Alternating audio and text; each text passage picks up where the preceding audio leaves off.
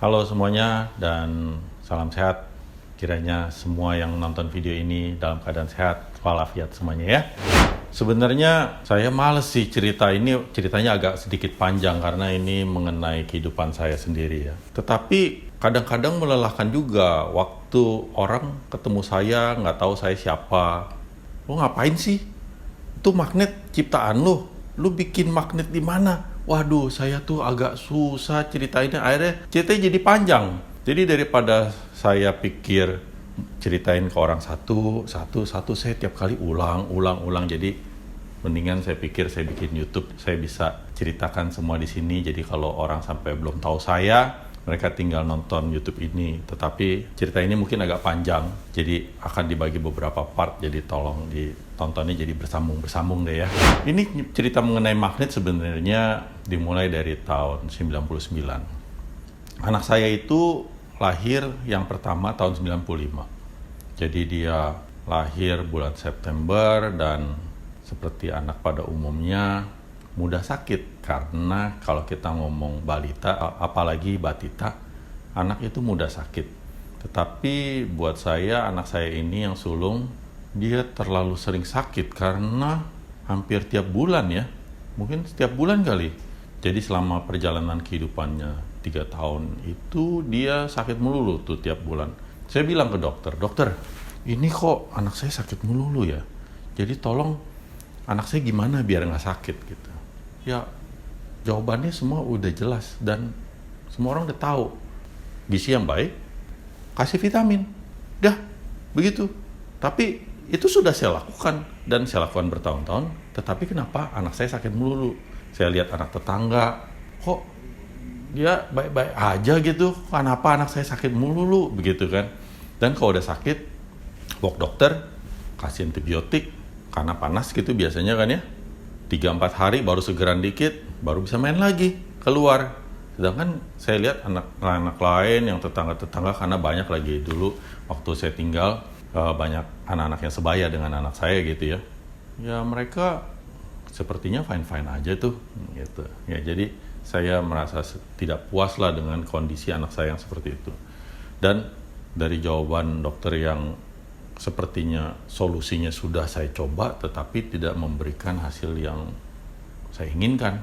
Akhirnya waktu udah umur 3 tahun lebih, saya coba bawa anak saya ke Shinsei. Dulu Shinsei di Gloria tuh ada yang jago tuh. Ya kalau orang-orang Cina tahu tuh jamu godokannya tuh luar biasa katanya. Wah, kalau sakit apa, sebentaran baik gitu, ping gitu ya. Nah, saya bawa ke sana, dibilang katanya capo ya, jadi meningkatkan suatu imun tubuh, jadi badan jadi segar, bugar, kuat gitu ya. Jadi anak saya bawa ke sana, saya suruh coba minum ramuannya, jamu godokannya. Tapi begitu juga, sebulan sakit lagi anak saya, panas lagi.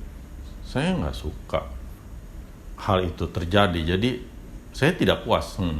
Dan udah sakit, ujung-ujungnya saya bawa ke dokter juga, minum obat turut panas, kasih antibiotik, baiklah dalam 3-4 hari baru bisa pergi main lagi sama teman-temannya. Tetapi suatu waktu itu mama saya pulang dari Amerika, jalan-jalan dan di sana ketemu dengan sepupunya. Mama saya membawa cerita seperti ini. Wah, keponakan sepupunya kecelakaan, kepalanya sampai bengkak. Terus di sana dia punya kalung magnet, terus dilibetin kalung magnet. Lalu, wah, kepalanya kempes dengan cepat sekali, katanya sampai dokter bingung. Seperti agak nggak masuk akal ya cerita mama saya ya. Terus cerita lagi, bukan hanya ponakannya, anaknya dari sepupu mama saya itu lumpuh. Mungkin saat itu masih ilmu pengetahuan dunia medis juga belum semaju sekarang, masih nggak gitu diketahui penyebabnya apa. Udah anak masih belasan tahun, mungkin sekitar 16-an tahun gitu ya, lumpuh, tidak bisa berdiri, sehingga dia harus kemana-mana pakai kursi roda. Setelah mungkin sekitar setengah tahunan gitu, lalu dibelikan ranjang magnet. Di sana ada ranjang magnet. Kalau nggak salah di Indonesia juga sempat masuk tuh ranjang magnet yang merek Alga atau yang merek perak-perak kayak gitu. Cuman sekarang kayak udah kagak ada yang jual lagi begitu-begituan tuh. Menggunakan ranjang itu dalam hitungan 1-2 bulan, anaknya bisa jalan lagi. Waduh, kok seperti ceritanya it's too good to be true. Istilah it's too good to be true, that means artinya sulit untuk dipercaya. Dan kemungkinan besar itu adalah suatu kebohongan. Tetapi waktu saya pikir-pikir, ada 3 kemungkinan. 1, mama saya bohong ke saya. 2, mama saya dibohongi sama temannya. 3, mungkin itu beneran terjadi. Itu adalah 3 kemungkinan yang bisa ada dari cerita yang barusan. Kemungkinan pertama, mama saya bohong ke saya kayaknya sih aneh ya. Ngapain ya ibu sendiri bohong ke anaknya? Nggak masuk akal. Ada yang salah itu, nggak gitu. Ceritanya mungkin nggak gitu. Atau mungkin ceritanya dikasih bumbu-bumbu, ya oke lah. Kadang kalau cewek cerita ada bumbunya, it's fine. Tapi mungkin ya kejadiannya memang basically ya kayak gitu kan. Tapi mungkin ada bumbunya seperti apa, saya kurang tahu. Kedua, mama saya dibohongi sepupunya. Biasanya nih, kalau orang mau bohongin orang, ada buntutnya.